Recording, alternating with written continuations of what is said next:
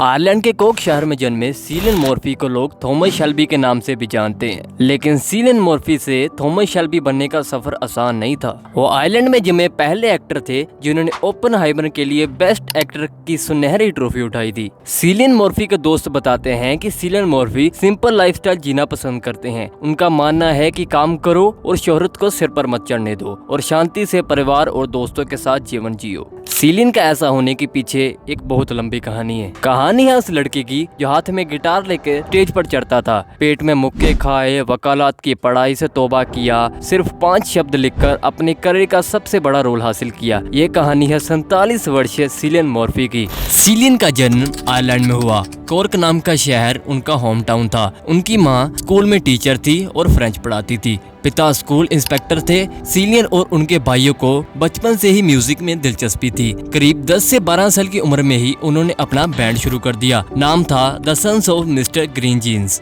अपने गाने बनाते और लोकल शोज में परफॉर्म करते। स्कूल की पढ़ाई हो गई थी। उनका परिवार अब पढ़े लिखे लोगों में आने लगा था। ये बात साल 1996 की, जब उन्होंने कॉर्क यूनिवर्सिटी से लॉ पढ़ना शुरू किया। फर्स्ट ईयर के एग्जाम में ही वो फेल हो गए। सिलियन का मानना था कि उनका पढ़ाई में बिल्कुल भी दिल नहीं लग रहा था। फिर उन्होंने एक ड्रामा, एक स्टेज प्ले देखा। म्यूजिक छोड़कर उन्हें थिएटर का हाथ पकड़ा। डिस्को पिक्स नाम का उनका पहला थिएटर प्रोडक्शन था। आइलैंड बताती है कि किरदार की तैयारी के लिए वो और सिलियन एक दूसरे को जोर से पेट में मुक्के मारते थे। डिस्को पिक्स का मंचन हुआ। शो को ऐसा रिस्पॉन्स मिला कि उसके ऑस्ट्रेलिया और इंग्लैंड में शोज रखे गए। उन्हें दुनिया घूमने का काफी ज्यादा मौका मिला। इस पॉइंट से उनको क्लियर हो गया कि मुझे तो सिर्फ एक्टिंग ही करनी है। बाकी रही बात डिस्को पिक्स की, तो वो इतना फेमस हुआ कि उसके ऊपर एक फिल्म भी बन गई। सिलियन उस फिल्म का हिस्सा थे, मगर ये उनकी फर्स्ट फिल्म नहीं थी। वो पहली बार साल 1998 में आई स्वीटी बैरेट फिल्म में नजर आए थे। उनकी पहली मेजर फिल्म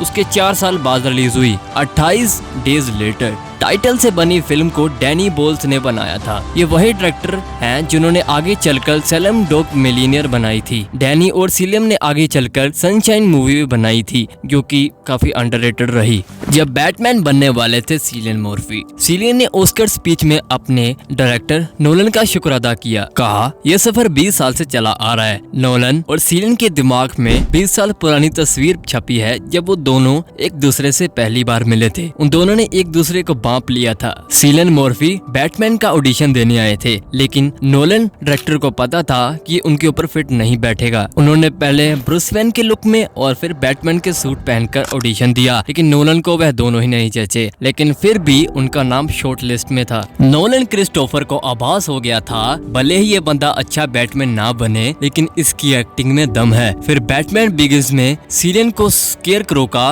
रोल दिया। वो बैटमैन की तीनों सीरीज में नजर आए और सिलियन की पार्टनरशिप इस सीरीज के बाद खत्म नहीं हुई। सिलियन ने इंसेप्शन में जरूरी किरदार निभाया। फिर डनकिर्क में वो जंग भयावह मंजर में जूझ रहे फौजी बने। इतनी लंबी साझेदारी में वे नोलन के कंफर्ट एक्टर बन गए। ओपेनहाइमर इन दोनों की साथ में छठी फिल्म है।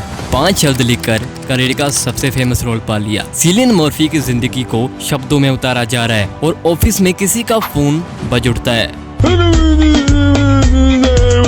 ये तो कुछ मैच न हुआ।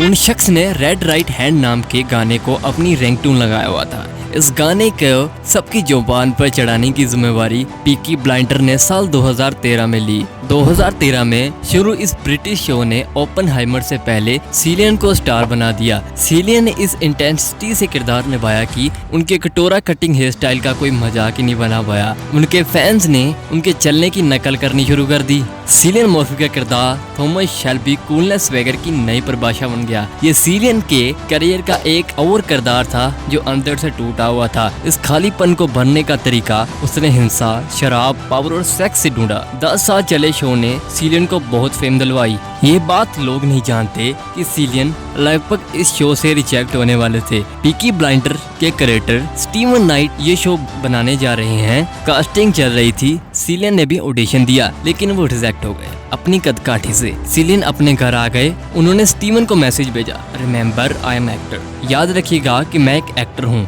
उनका इशारा फिजिलिटी पर था। उनका मानना था कि एक एक्टर के किरदार के हिसाब से बॉडी का इस्तेमाल कर सकता है। उनका मैसेज पढ़कर स्टीवन ने उन्हें चुनने की हिम्मत दिखाई। कैमरा शुरू होते ही सिलियन नीली चमकीली आंखों और शार्प जॉलाइन वाले आदमी नहीं रहे। वो ऐसे शख्स बन चुके थे जो कमरे में घुसते तो बिना कुछ बोले ही सन्नाटा कर देते। साल 2013 में थॉमस शेल्बी के नाम का ढक्का बजा। साल 2024 में सिलियन मर्फी का, और अब पूरी दुनिया की नजर है कि वह आगे क्या एक्साइटिंग करने वाले हैं। So like, subscribe and share for more videos.